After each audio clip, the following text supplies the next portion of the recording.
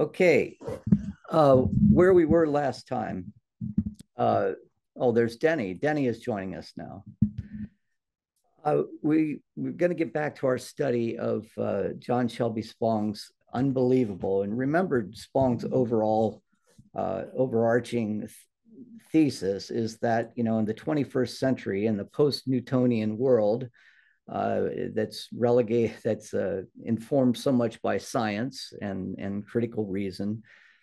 There are so many aspects of the Judeo-Christian worldview that just don't seem to resonate with people. And for this reason, we are losing folks right and left, whether it's in the mainline denominations, but even now in the evangelical churches, we're finding that as, like say the Pew Research Center has done surveys, more and more people are describing themselves as under the none category. So which religious affiliation do you have? Protestant, Catholic, whatever, Jewish. Most people are saying none. And Spong makes the point, and probably well supported, that that this could be due to the fact that Christianity just does not ring as true anymore. It's almost like fantasy literature, that features doctrines that seem to be well out of date. So just as been done in the past, as has been done in the past, every 500 years, as a woman named Phyllis Tickle has argued in one of her books, whose title I can't remember at the moment. But every 500 years, we have what's called a kind of a garage sale, a rummage sale. Let's get rid of the things that we don't need in the Christian faith. And this is Spong's rummage sale. There are certain doctrines, and we've already gone over some of those. The doctrine, I guess, the one that we focused on primarily has been this idea of God as somehow removed from the world, in this three-tier universe that was reflective of the first century. But others as well, the doctrine of Christ, fully God and fully human, the doctrine of the virgin birth, things like that. And we've gotten to the point where we're talking about miracles. And the miracles that Spong wants to focus on, and this is he has written a whole book on this, as he's written. Actually, this book that we're reading is like John Shelby Spong's greatest hits. It was the last book he wrote, but all he did was basically summarize all of his previous books. But he did write a book on miracles. He did write a book on the virgin birth. And we've read other books that he's written as well. But he wants to look at the miracles that we see in the New Testament, in the Gospels. And he wants to put them in the context of who was hearing those miracles being spoken about. Remember, when the Gospels were written and the Gospels were sent to various churches, they would be read in the churches. So people would stand up and read Mark, or stand up and read Luke, or whatever. How did the people listening to these stories about Jesus, how did they hear these things? And especially if they were Jewish, they put them in a Jewish context. And the Jewish context that Spong wants to emphasize here is what we know of the two great leaders of the Jewish faith, and what we might call the Old Testament law and prophets, the representative of the law and prophets, Moses on the one hand, and Elijah on the other. And Spong makes the case, and I haven't really thought fully through about this, that miracles are only really attributed to these two people in the Old Testament. You have miracles where the laws of nature are set aside. You have miracles about the raising of the dead and miracles of healing. And these build upon each other. They are elaborated the further we move into history. So first you have Moses, who parts the Red Sea. And each of these miracle workers, Moses had a sidekick, you might say, one that would receive his spirit upon his death. And for Moses, it was Joshua. So that Moses parts the Red Sea, the people of Israel, the Hebrews, go through the passage They wander in the desert for 40 years, and then they come into the land of Canaan. And then by this time, Moses has died and Joshua has taken over his mantle. And what does Joshua do upon crossing the Jordan River? He parts the river. So you almost have these bookends in the story of the Exodus. For the Exodus from Egypt begins with the parting of the Red Sea, miracle, and ends with Joshua in the book of Joshua, with Joshua parting the Jordan River. As we move about 400 years down the line, there is another great biblical figure who comes to the fore, and that is Elijah. Moses was the father of the law. He brought the law down from Mount Sinai, as you know. Now we have the need for a group of men in this case, and I should mention there were female prophets as well, the female judges. For the most part, we're talking about men. And these two people arose at a very difficult time in the history of the Israelites, because by this time, the squabbles that happened after King David's monarchy, after King Solomon's monarchy, beginning at about 922 BCE, the kingdom of Israel splits into two different groups, the 10 tribes in the north called Israel, the 2 tribes in the south called Judah. In the north, because of the particular political circumstances and how kings were determined, it was a much more tumultuous time. And there was one king by the name of Ahab who married a woman from present day Lebanon or Phoenicia. And these conflicts between this group has been going on for many years, known as Jezebel. I bring up Jezebel because we have a modern day Jezebel, according to some people. The name Jezebel is being directed towards Kamala Harris these days by Christian evangelicals, you may know.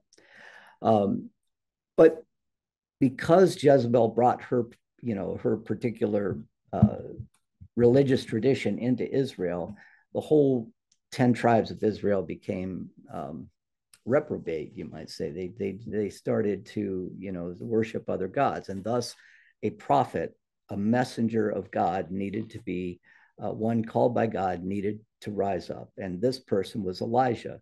And we looked at Elijah's miracles. He lived in the desert, much like John the Baptist, right? He lived in the desert. He was able to do miracles with the woman of Zarephath. Interestingly, these two prophets, if I could just make a little aside here, these two prophets had a lot of communication with people that you might consider to be Gentiles. The woman of Zarephath was not a Jew, but he lived with her while he was on the run from Ahab. Also with Elisha, who is Elijah's successor, there was a Syrian general by the name of Naaman, who comes to Elisha and is healed of his leprosy. So the reason I'm saying this is because 800 years down the line, Jesus is going to make reference to this, that, when Elijah was not being accepted among his kinsmen in Israel, God was still working among the Gentiles. For example, this woman, the widow of Zarephath. And when Jesus introduces his ministry in the Gospel of Luke in chapter 4, and he reflects on the Isaiah passage that he read, he mentions the fact that Elijah was with this Gentile woman, and God was concerned about her, and that's what got people upset when they wanted to throw Jesus off the cliff, because the people were very very insular. They didn't want anything to do with a God who would have any kind of interest in the Gentiles. But that was Jesus' ministry, and he based it upon what the prophets Elijah and Elisha did. Well, all of this to say that Elijah and Elisha performed even greater miracles. They were able to produce food when it was needed. Elijah and Elisha both. They raised people from the dead. This image of Elisha raising the son of a Shunammite woman puts us in mind of a story of Jesus, who does the same with a young girl. He breathes upon her and she comes back to life, Jairus's daughter. Um, and so, and then there are the healing miracles as well. As I just mentioned, Elisha healing Naaman, who is the Syrian general. These stories are important, and simply because Spong says it places Jesus into a context in which, when people read about his miracles, they can look back to their tradition and say, like Moses, like Elijah, the two great, the true great prophets and teachers of the Jewish tradition. So Spong makes the point that after Elijah and Elisha, there are no miracles in Israel all the way up to the time of Jesus. But then we have this interesting story that appears in 3 of the Gospels, Matthew, Mark, and Luke, of the Transfiguration. You probably know the story. Peter, James, and John go up to the top of Mount Tabor with Jesus, and there Jesus is standing there, and he is engulfed in a great light. And when the light kind of subsides a little bit, they see 2 men standing behind him, and they see very clearly it's Moses and Elijah, almost as if to say, Jesus is the one who is their successor here. He is taking their mantle and the work that they are doing, that they have done. And so it doesn't surprise us then that the miracles that Jesus does happen to kind of recapitulate the very miracles that Moses and Elijah were performing. And so this is Spong's point. He wants to make sure that you all understand, in those of us reading it, that these events did not happen. They are, according to Spong, okay, I'm remaining neutral on this. According to Spong, these did not happen. We have to consider what's happening symbolically, placing Jesus in a faith narrative that is going to emphasize his messianic qualities. Not only was he a great prophet like Moses and Elijah, but the miracles that he does far exceed the wonderment of Moses and Elijah's miracles. And thus we can claim that he is the Messiah that people have been looking for. Well, this is the place where Spong is going to say, now we can, put the stories about Jesus' miracles into a context where we can be informed by recent biblical scholarship. This is the so-called historical critical method that we know so well. When scholars look at a text, they try to figure out who wrote the text, why it was written, what was the context in which it was written, what were the historical and cultural circumstances that gave rise to the need for the writing of that text, all of those things. How does this text compare to another text that might tell the same story, for example? The same story of the Transfiguration appears in Matthew, Mark, and Luke, but there are slight differences, right? Why these slight differences? Why is the story told us slightly differently in these 3 Gospels?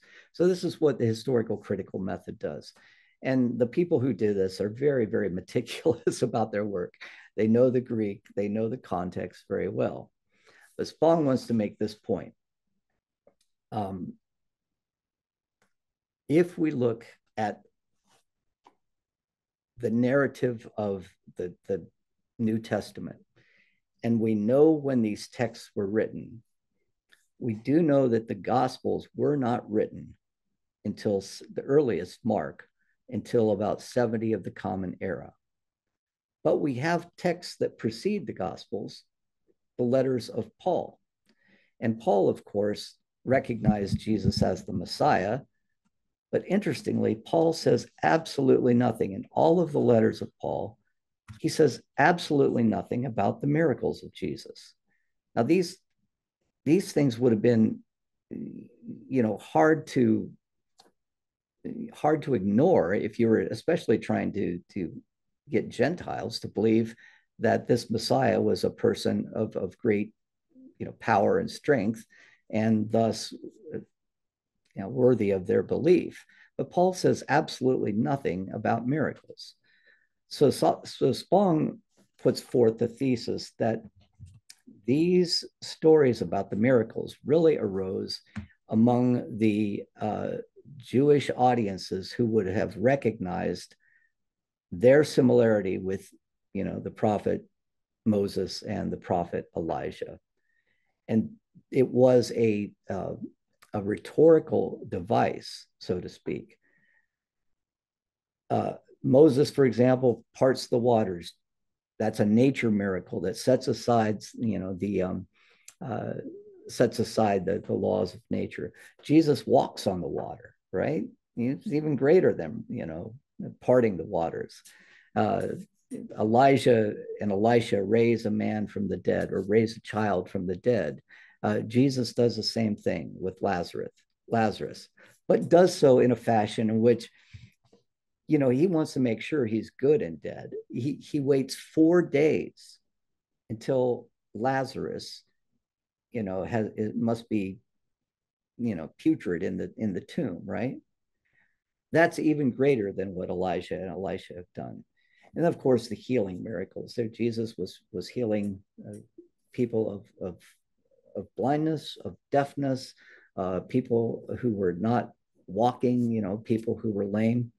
So the same types of miracles we see with Moses and Elijah, but elaborated to even greater effect. So let me stop here. This is, one of these Renaissance paintings of Jesus in the Transfiguration. Moses on the left and Elijah on the right, I believe, or at least that's how it's usually seen in icons. Any thoughts or questions about this? Dan, Yeah, Danny. in anthropology, cultural studies, almost every society has myths of origin.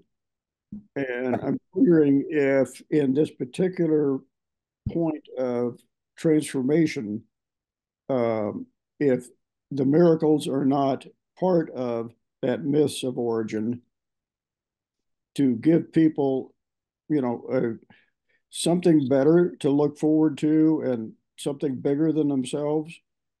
Right, right. Joseph Um, Campbell comes to mind. yeah, and what you're doing is you're looking at this as an anthropologist. You're looking at it in a way that Joseph Campbell or Carl Jung would. These archetypal hero figures, the hero's journey. Jesus is one who goes out from the world. It meets dire circumstances, uh, overcomes an opponent, and then comes back with with new insights about how people can live in the world. Comes back to his original place. That's the classic hero's narrative. Going out, overcoming a an opposition of some sort, and learning from that opposition and bringing knowledge back from it. Uh, but in that hero's narrative, there are also great feats of strength, that happen. And I think this is what you're referring to, Denny. It doesn't matter if we're looking at a Native American myth, or if we're looking at a Roman myth, or myths around the world. The hero's journey always reflects these superhuman feats, and this is the case in under these circumstances. The thing that's interesting about this is that this is a narrative that has begun, at least 1,200 years prior to the coming of Jesus. And it's a retelling of the story, but it elaborates on that story all the more. And Spong is going to, drive his argument home in chapter 19 as to what's actually going on here. Now, all of you are, informed by your own intellects and scholarship, but this kind of thing is absolutely verboten to preach about in the church, right? At the beginning of our book, Spong talked about this great gulf between the academy and the pews.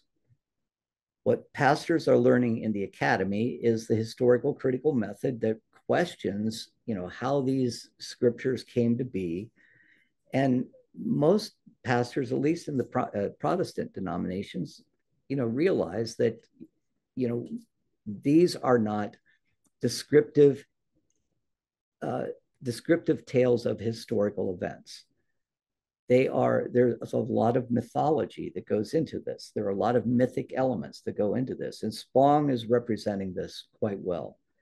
This is just a retelling of the Moses story. This is just a retelling of the Elijah story.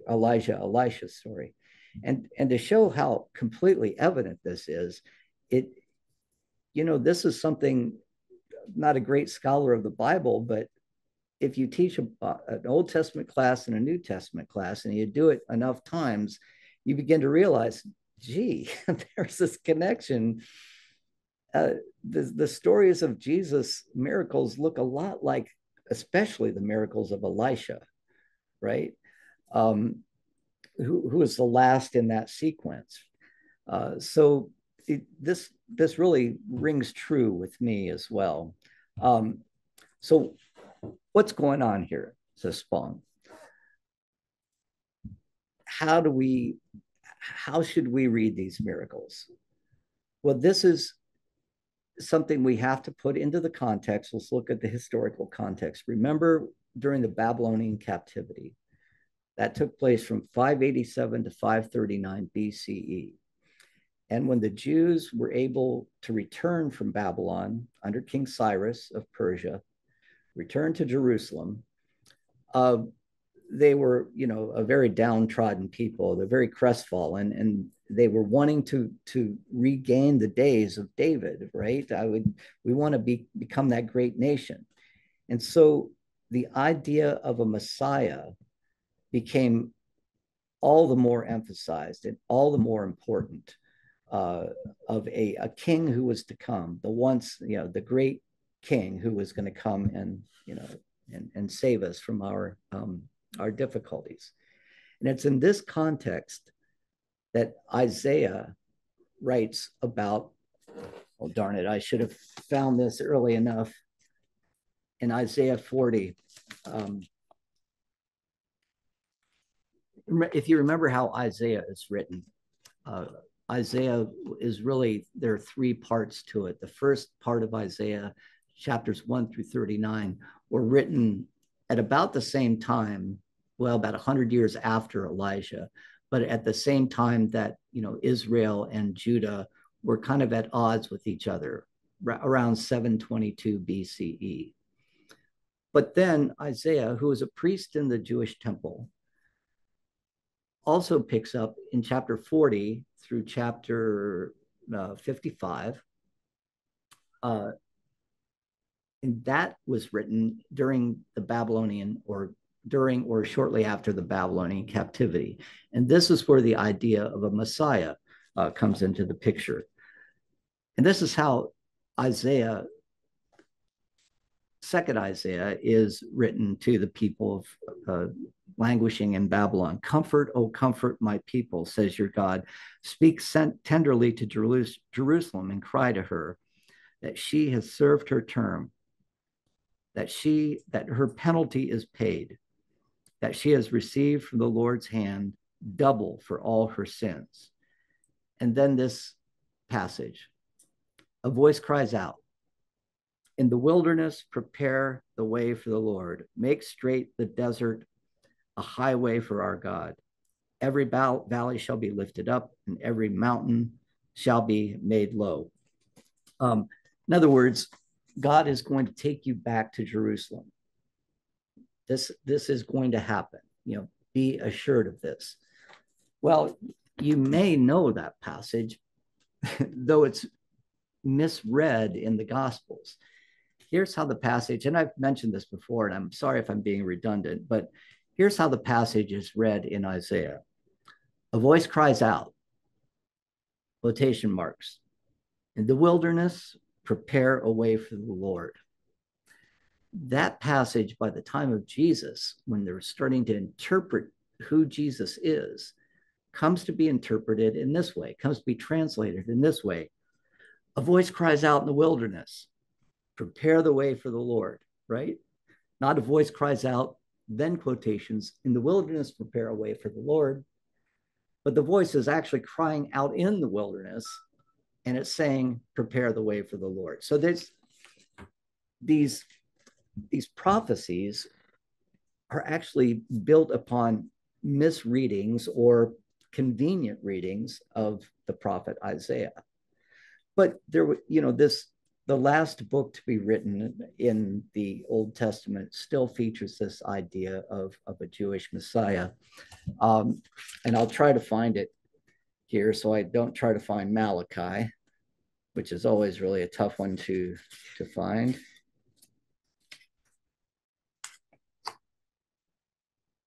And I'm on page 150. In fact, I'll just start reading this. In the 6th century BC, I'm starting on page 149. In the 6th century BCE, following the Babylonian exile, Jewish messianic thinking had added to the Israelites' expectations of a figure who would prepare the way of the Messiah's coming. A figure that second Isaiah, that we just read, as we call the unknown prophet who authored Isaiah 40 through 55. This figure was simply called the voice that prepared the way. The voice of one crying in the wilderness, prepare ye the way of the Lord. Even Spong gets it wrong. It's not a voice crying in the wilderness in Isaiah. It's a voice that says, in the wilderness, prepare a way for the world of the Lord. These were the exact words of the prophet Isaiah in Isaiah 40, verse 3. No, John Shelby Spong, those aren't the exact words, but it's serving your purposes here. These words entered deeply into the consciousness of Western Christianity with George Friedrich Handel's incorporated them when George Handel incorporated them into his oratorio entitled Messiah.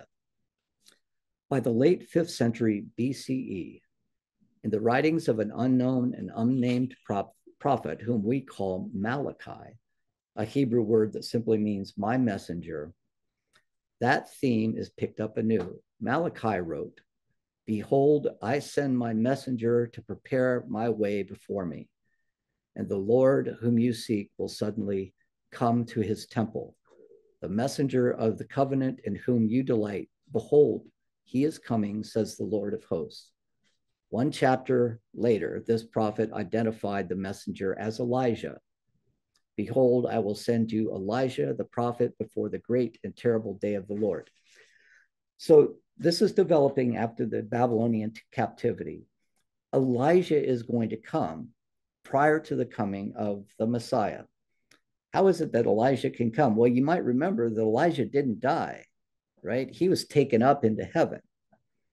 And so according to this notion, Elijah, is awaiting, the day of his death. He's still got something to do. God is going to have him come to the Israelites prior to the coming of the Messiah.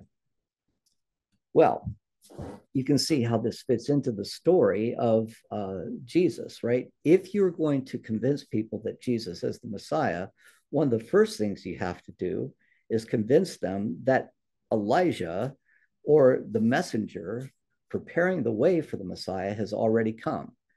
And this is what happens in Mark's gospel. Mark, Now, this goes back to our previous book. Spong's thesis there was the Gospels were written in such a way that they served as a lens through which people could understand the Jewish year, the Jewish liturgical year. Mark's book opens up with Rosh Hashanah, which we just celebrated last October 2nd, I believe, no, 3rd, the Jewish New Year, then Yom Kippur, then on and on and on. And it's there that John the Baptist baptizes Jesus. Very simple, John the Baptist, you can tell from the text that he is the one that is, the messenger. So all well and good, right? But remember what Spong said about Matthew and Luke. They were just writing a commentary on the Jewish liturgical year that went from Rosh Hashanah to Passover, right? Roughly from September to March. They wanted to write a book that was a liturgical lens for the entire year, from Rosh Hashanah to Rosh Hashanah, but they start at Passover. Well, so Jesus, in Matthew, and Jesus in Luke is teaching and doing miracles and things like that. But then by the time they get to Rosh Hashanah, they have to figure out a way, because they've already introduced John the Baptist with Jesus being baptized, right? Now Matthew and Luke have to figure out a way to reintroduce John the Baptist into the text. And it falls in the story that we see in Matthew 11 or Luke 7, where people are, where Jesus sends his disciples, John the Baptist sends his disciples to Jesus. And they say, by this time, remember, John the Baptist is imprisoned by Herod Antipas, and he's soon going to lose his head. But the people who are sent, the disciples from John the Baptist, ask Jesus, "Are you the Messiah?" And Jesus responds by quoting, I'm going to read it out of Spong, by quoting Isaiah 35. And so this is the clue on how we understand these passages. He quotes Isaiah 35, and I'm going to be reading from page 151, starting at right in the middle of the page. The Baptists, John the Baptist's disciples asked Jesus, "Are you the Messiah?" Then Jesus quotes, he doesn't say, "Yes, I am," but he quotes from Isaiah 35. It says, then Jesus quotes from Isaiah 35, a passage regularly associated with Rosh Hashanah. In that chapter, Isaiah painted a portrait of the signs that would mark the arrival of the kingdom of God. First, he said, water would flow in the desert, causing even the crocuses to bloom in the sandy space. They're the primary sign of messianic inauguration of they're the primary sign of the messianic inauguration of the reign of God was that human wholeness would replace human brokenness. The words are quite specific. Then the eyes of the blind shall be opened, and the ears of the deaf will be unstopped. The lame will leap like a deer, and the tongue of the mute sing. In both Matthew and Luke, Jesus quotes this text in his response to the question from John's messengers. What those messengers were to tell John of the things they saw and heard was that the blind see, and the lame walk, and lepers are cleansed, and the deaf hear, and the dead are raised up, and the poor have the gospel preached to them. Then I'm going to go to Spong's actual quote that really is the clincher here. Matthew and Luke were issuing the claim that the Messiah whom the Baptist had baptized at the beginning of Jesus' public ministry was the life around which the signs of the kingdom were seen. Does it not suggest that in order for Jesus to be proclaimed the Messiah who was to come, the signs of the inbreaking kingdom had to be manifested in him? That was why the various healing miracles had to be wrapped around his life. These miracle stories were interpretive symbols, not biblical happenings.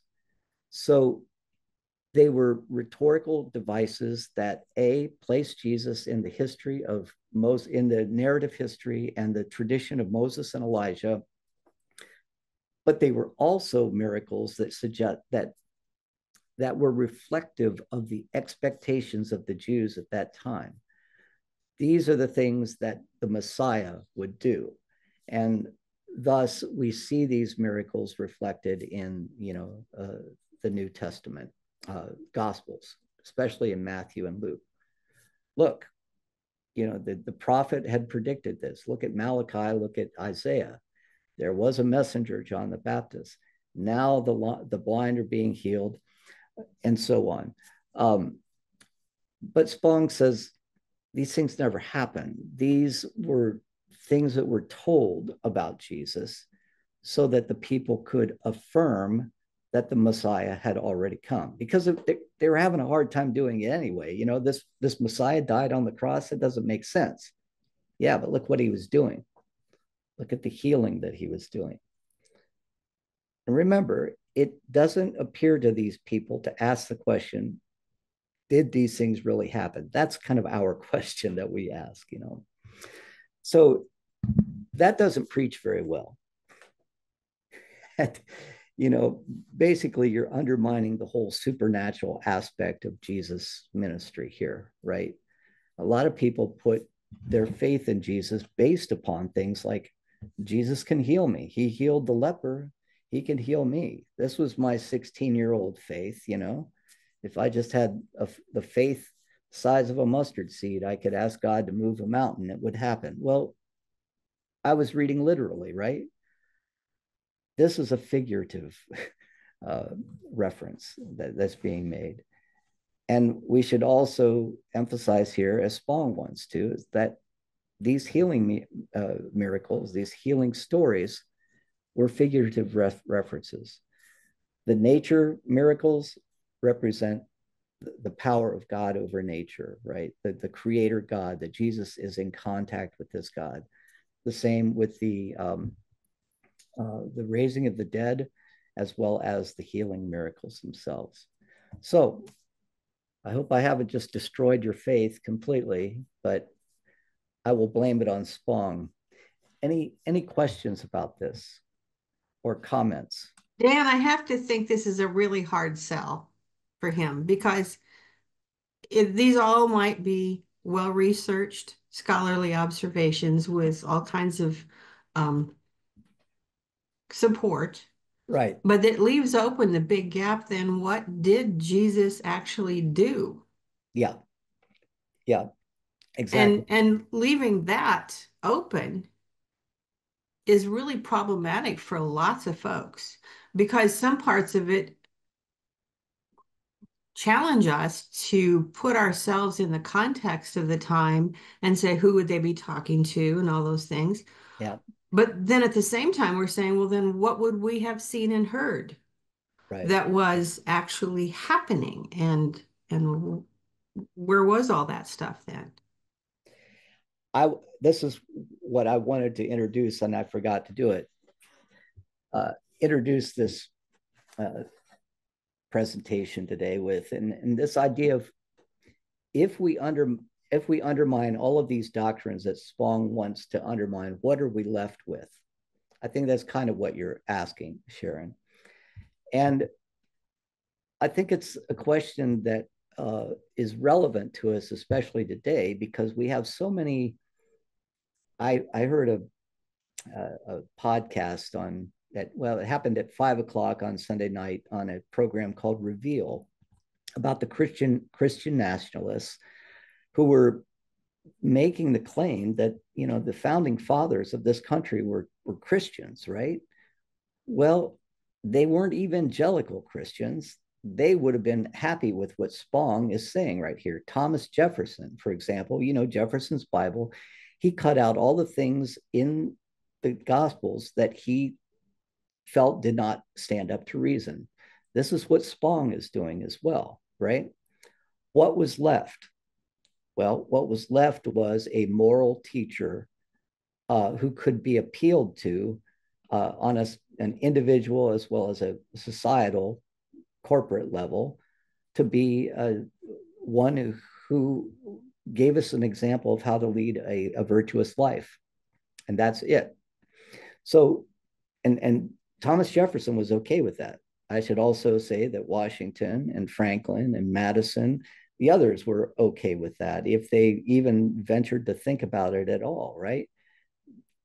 Now, John Adams was a little different. He was closer to the evangelicals, but it is a very misleading statement to claim that our founding fathers were Christian in the evangelical sense of the word.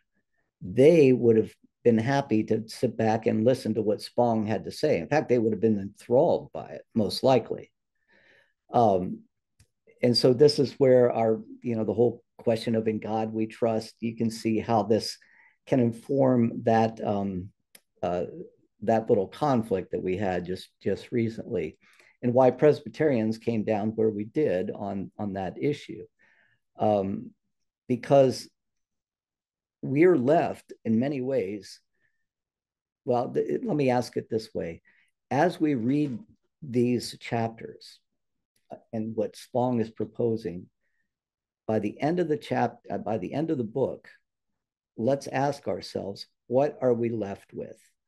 Are we left with just another devout and holy man who's no different than, let's say, Muhammad, or no different than, Lao Tzu or Confucius, offering a moral code by which we can live? I think Spong would say it's something a little bit more, but Sharon, what you're saying is this is a big grab. If you take away miracles, you're taking away all. For many people, you are taking away the exclusiveness of Jesus, right? Right. And I would think, Dan, in some cases, in the context of some groups I've been listening to, it relies so much more on what human beings say more than mystery, and the idea that there is something out there that humans don't understand, and that's what God is. All the way over to the other side where people are seeing wonders and miracles in modern day and making a point of ascribing those to individuals as well as God's work in their lives. In other words, it's a complete opposite of what Spong's saying. And it almost seems like a pushback on human reason, if you will. Right. We want to convince ourselves that we are not. This is the existential question. This is what the existential philosophers in the 19th century were really all about in many ways. We want to be assured of the fact that we are not just simply dust, food for worms, that our life fades away into nothingness, right? And that we will no longer be thought of, remembered, heard of. We want to imagine that there's some sense of immortality to our lives. And so we look for connections to that immortality. We look for for connections to the incredible, the supernatural, that gives us that assurance that our life just isn't simply a passing September, right? in the middle of a full universal infinite spectrum of time. And I think that's what is happening here. It's a kind of, that you're referring to, Sharon, it's a kind of compensation, really, where they're trying to compensate for that fear that science is throwing at us, that no, there's no soul, there's none of this. And so they overcompensate and go to the miracle side of things. Oh no, I had a miracle just yesterday, to the point where miracles are happening every day. Well, I can say, yes, I can say miracles are happening every day in a mysterious way, in a symbolic way, but I can't say that the laws of nature are being set aside on a regular basis on day by day, because I don't see that happening. gravity will always be gravity, right? The second law of thermodynamics will come through for us every time. um, and so we have to think about the miracle in a much more economic sense. I don't know if that's the right word. In a much more deflated sense. There's a certain miracle that happens when human beings, who every indication is such that human beings think primarily of themselves, right? When somebody sets aside their own self-interest for the interest of another, that is tantamount to a miracle in many ways. Love can be a miracle. That's where we have to go if we're going to believe what Spong has to say. And so this is how I will conclude is, by the end of this course, ask yourselves, and I will be asking you, what are we left with, right? Are there any comments along these lines? I talk way too much. I realize that.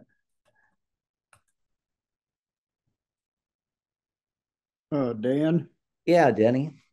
Reminds me a little bit of Thomas Hobbes' comment. Yeah. Life is basically short, nasty, and brutish. And brutish, And, right? I mean, that's a paraphrase. And the miracles, as I look at it, over the course of the last 10,000 years, for the average person, I think Hobbes got it right.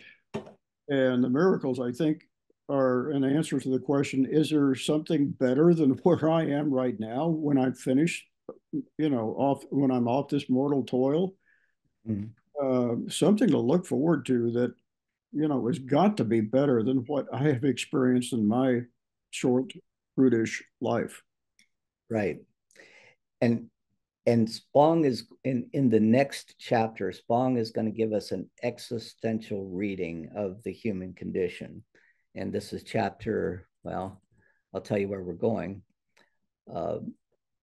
Part 8, thesis 6, and I guess it's chapter 21 that we're talking about.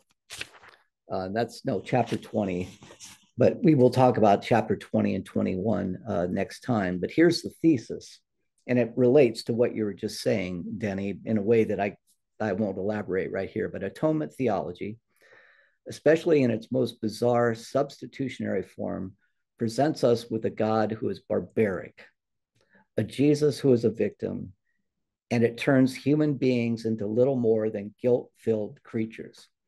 The phrase, Jesus died for my sins, is not just dangerous, it is absurd. Atonement theology is a concept we must escape. Sharon, you think people have trouble with the miracle chapter?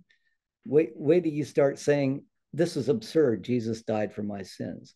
But it's the question I like to ask students or everybody who throws that little nugget at me. It's like, what are the implications of that? I mean, tell me what exactly happened when Jesus died for your sins. And that's the place where things kind of fall apart. So that's what we have to look forward to next time. And Dan, yeah. Wait till we get to the ethics chapter. Right. Oh, yeah.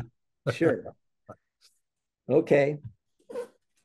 All right, everybody. Well, thank you so much. And I'm going to stop our share here.